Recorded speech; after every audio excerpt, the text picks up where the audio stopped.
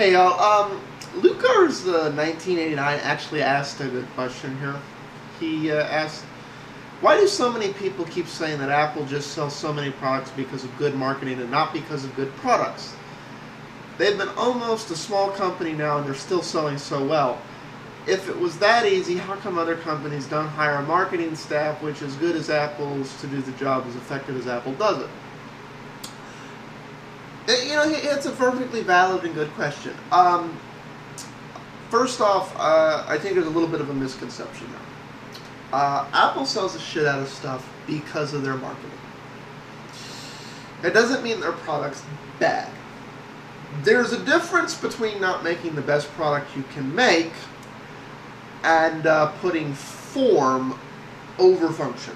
You know, saying because it's a balancing act in all devices. You have to choose whether or not you're going to go for pretty and shiny, or whether or not you're going to sacrifice a little bit of pretty and shiny for functionality.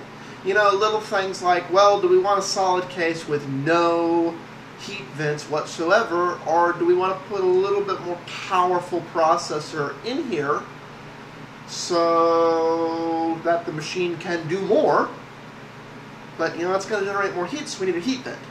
Well, Apple's solution is, no, we want to build less computer because we don't want a heat vent. Some other manufacturers take the position, we want a heat vent. It's not that Apple builds a bad product, it's just they don't build the best product. There's debate on that. You know, some people like the form over function thing. I prefer function over form. And never the tween shall meet. But back to the marketing thing. The real reason, first off, that other companies don't do that is because of margin. Apple is more expensive because Apple assumes full retail markup and everything, and full margin and full everything. So per unit, Apple makes more money than most manufacturers. Per unit. Therefore, they have more money per minute to spend on advertising. An advertising campaign like Apple's costs millions, if not billions of dollars a year.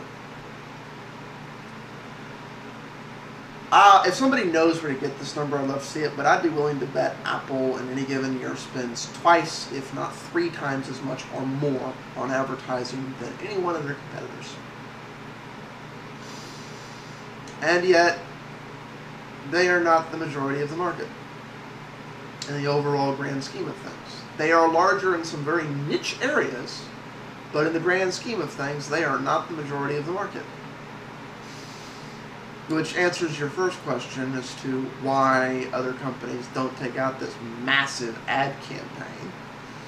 You might start to see more ads, like you're starting to see more HP ads again and more Windows ads and so on, because you know they're trying to stem a tide. But the real reason is, you know, why don't you see ads for a Toyota Land Cruiser? Because the people who are going to buy a Toyota Land Cruiser are going to come buy it without you advertising it. It's not a statistical algorithm, it's not a time. There's no incentive to run ads because you're not going to get return. You'll just have less profit because you'll spend all your profit on ads that don't get you more customers. That's the real rub there. No, it's not that Apple makes a bad product. It's that they don't make the best product. That, you know, they do form over. It's because they do form over function. The other thing is, Apple could really only do the mass advertising campaigns they do that are as comprehensive as they are and as compelling to an average user who doesn't know any better. It saddens me that that's the case. But, you know, all of us watching these videos and interacting in communities like this, like we have going here on this channel, are fairly competent people. For the most part, we're not idiots. Given some of the hate mail I get, I'm not going to say that applies 100%, but for the most part, y'all aren't idiots. You know, you're a little bit of geeks. You know the difference between a system limited by a front side bus and a system with a front side bus removed. You know the difference in a system that has a turbo clock frequency max of this and a system that has a max frequency of this. You realize the difference in pros and cons of 4-core versus 8-core and 6-core versus 12-core and yada yada and so forth. So you're able to make an honest, competent decision. You understand the difference between the old Xeon chips and the new Xeon chips. This is not Greek to you. To the average end user, everything I just said is there's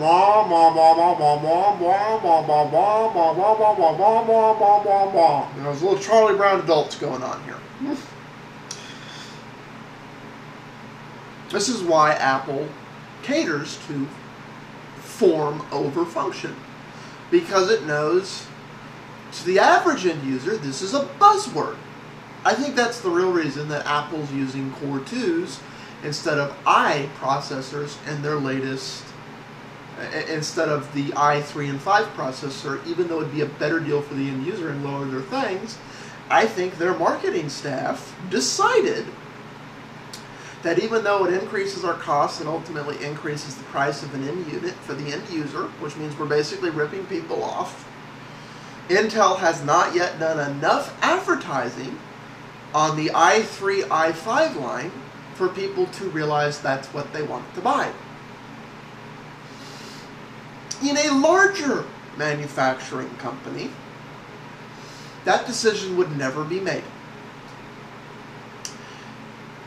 because purchasing would make that decision for everyone. Purchasing would take one look at the numbers and one look at the specs and one look at the number of units we make and say this provides the same or better specs at lower cost. We're going this way, everybody else deal with it. Because it costs them too damn much money to go any other way. Apple, on the other hand, is a small enough company that Department A gets to override Department B. You know, marketing can still override purchasing at Apple, so they can have the ad campaign they want that they think they need.